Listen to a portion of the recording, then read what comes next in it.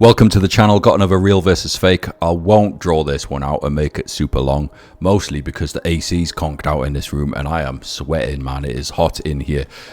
We've got the Yuto Horigome Matcha SB. It's the newest one. It's been out a while, but there was recently a restock and I managed to get it on sneakers. So I've got here my size in a 45 US 11, and I've got the rep here, which is half a size down. So if it ever gets confusing, that'll make things easier. I can just check the label.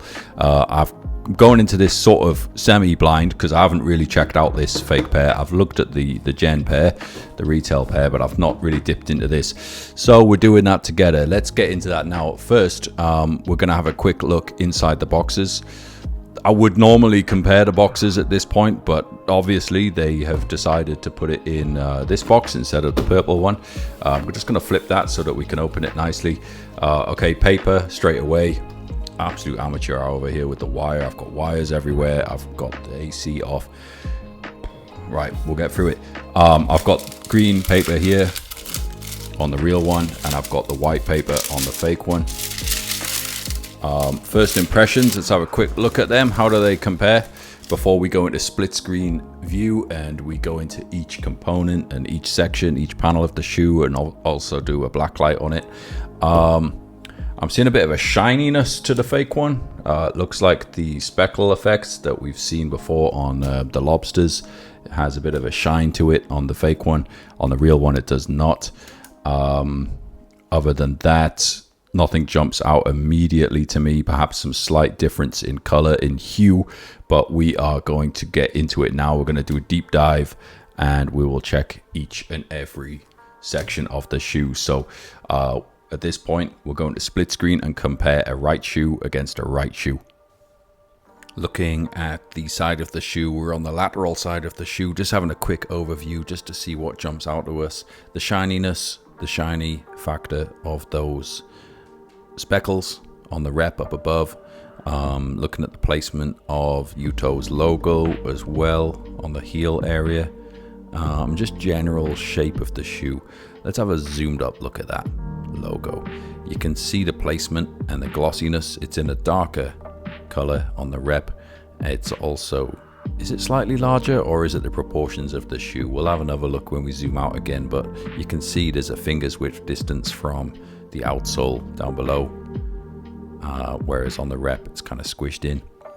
Looking at the metal work up here, very similar stuff, man. Maybe slightly shinier on the rep. Slightly wider as well.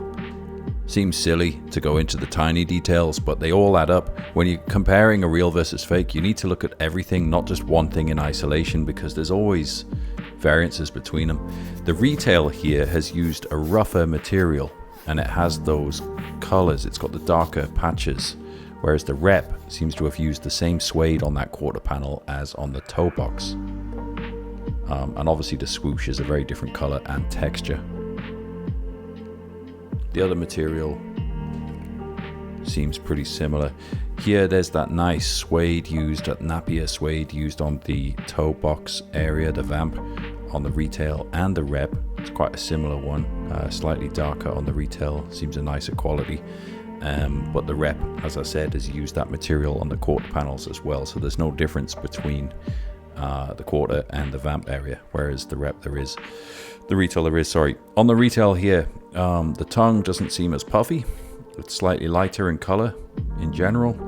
The piping as well as the embroidered patch. Look at the placement of the text.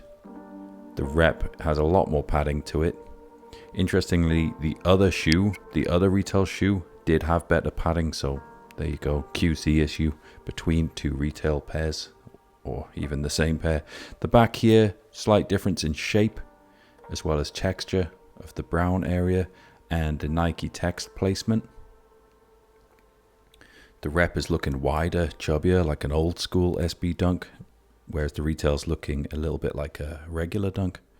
Here, there's two little notches in the retail, only one in the rep. See up there, there's two. The print work is decent on both of them. Flipping them over, the pour on foam is a darker material on the retail.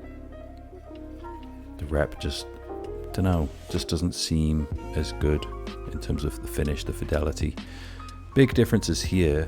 The retail has a black strobel stitch in addition to the white stitching, whereas the rep has used white for the strobel and the outsole stitch.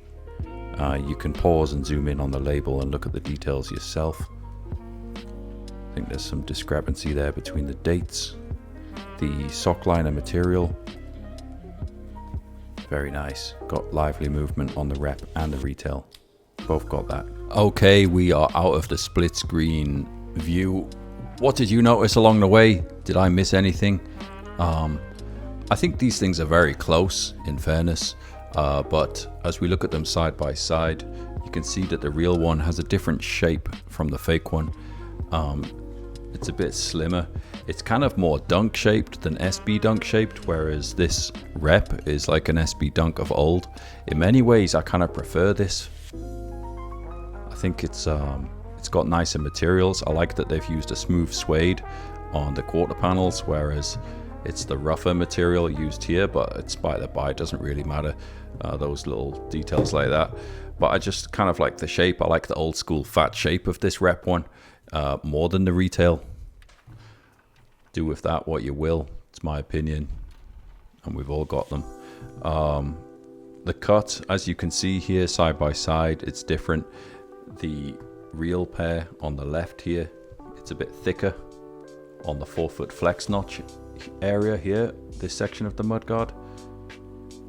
You can see that it's about a finger's width. Here it's a little bit narrower on the rep. Again, you can see that shine, the gloss of the freckles, speckles, whatever we want to call them. They are slightly glossy on the real one, but on the fake one, it's more pronounced. They both have the roller indents that we saw on the original lobsters. You don't see it on the rep lobsters due to the material used, but the roller here, you can see the little roller indent. Just make that out. It's kind of hard to show. You can kind of see it. That's because of the delicate nature of this suede. The roller, as you're going around stitching this, it's gonna leave an indent. It might brush out over time, I don't know. And speaking of brushing out, I feel like the suede on this rep is actually more lively, fresh out the box. You take a suede brush to these things, it'll liven up again, but interestingly enough, the rep actually comes out a bit nicer in that respect. Again, if you're new to my videos, man, I mention this a lot. There's no agenda at play. I'm not here to trying to convince anyone of anything or say one is better than the other. They've got their differences, and you can embrace those and do with that info whatever you want, man. It's your feet. I don't really care what you do. It doesn't affect me in the slightest. But I'm here just to give you an overview. What we'll do before we finish this video and get out of here, because I am melting, is get the black light on. Let's have a look. Once that camera gets back in focus, we can have a look at some black light action. Okay, so we've got the real one on the left. Whoa, look at that. That is one dusty bastard. Look at that. What is that showing up all over it? That's crazy, man. It's covered in something. Now, worth pointing out, because it caused a lot of back and forth on a previous video I did when I showed that something should glow on a retail under a black light and something shouldn't. There's different versions, man. There's different versions of retail pairs, just as there's different versions of rep pairs. Damn, this is showing up some dirt on my table. That is crazy though. That is covered in some kind of dust. I wonder if that's just the way it's been produced, but it's on the laces as well.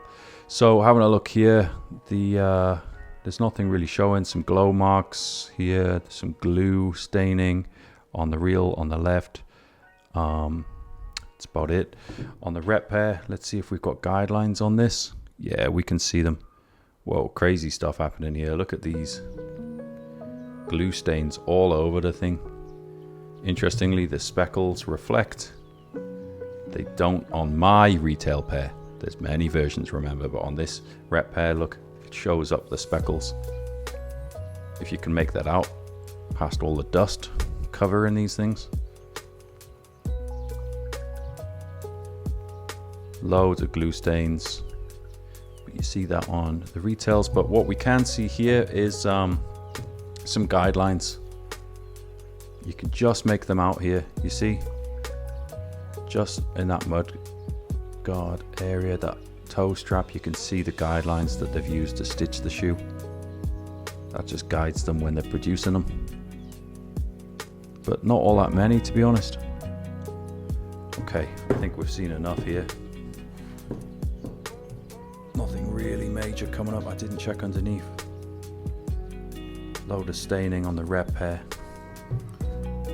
Loads of staining on the retail pair. Just because it's the retail doesn't mean it's produced in some kind of pristine factory with perfect conditions. Okay, just to wrap this up before we get out of here. Overall shape differences. Here you can see it's narrower, here it's fatter. The rep has a more padded tongue, dare I say better. If it's an SB, I think it should be padded like that. It's kind of like they've used an old school pattern on it. It's more like a lobster SB than this one, which is more like a dunk, even though it is an SB dunk. Beyond that, I know I'll be rocking them, don't care, they're great, good stuff, man. Right, catch me on the next video.